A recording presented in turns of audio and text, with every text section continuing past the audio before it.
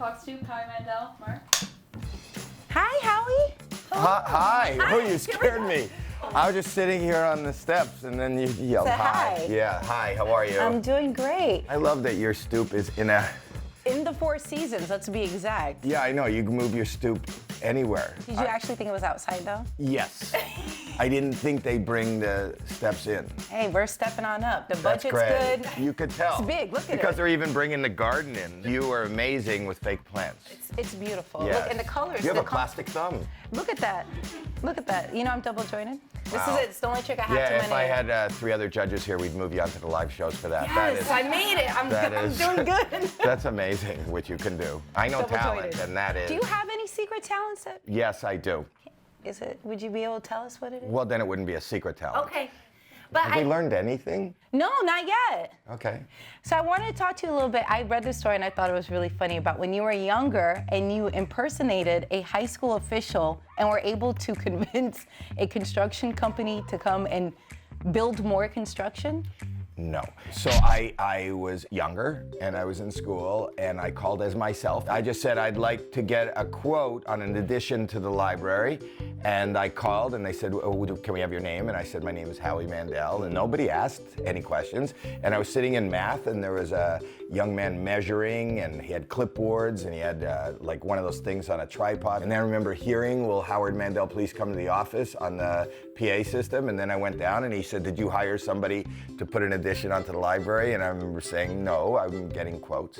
And then they called my parents in, as if my parents were gonna say, we told them never to get bids on an addition to the library. But they, and then they asked me to leave the school and I'm no longer in school. They're funny stories now, but then it made me a little bit of a pariah and I had no friends and people thought I was weird. I think I am weird, but I've made a career of it. I want to do this. It's not part of the act. I just wanted to do that. Okay. No, because when do you get a chance? And What was it that made you want to get into comedy? I'm from Toronto, Canada, and somebody dared me in the mid-'70s to get up on stage. I was just in the audience, and everybody was laughing at me. And I wasn't doing anything. If you look at old YouTube videos of me, you could see what I did. I stood there and I saw people were waiting, and I went, okay, and I couldn't think of what to say, and I was going, okay, and they started giggling, and I went, what? And then that was like supposedly an act. You laugh, but it Yes. bought me a house, young lady. Yes. Yeah, so that became my show. And one thing leads to another, and then you're on a stoop inside a building on the 11th floor. This is pretty amazing. I mean, the fact that you didn't know where this was all going to take you and it did, you have to be so thankful and appreciative. Every day, nobody is more blessed, more excited, more thrilled than me to be here. I had no idea. On America's Got Talent, Yes. what would you say is the best part about it and the hardest part about it? The best part about it is watching another human being show up and watch everything they've ever wished for, hoped for, and dreamed for come true right in front of our eyes. And you do see that. You do see, a little girl walk out on stage, and then the next day, everybody knows her name. She's doing what she thought she wanted to do for the rest of her life. People like Grace VanderWaal and Courtney Hadwin. And wait till you see this season, bigger and better than ever. And the worst part of it is telling somebody that their journey is over right now and it's time to go home. And I don't want to be a heartbreaker. I mean, I break enough hearts. Hello.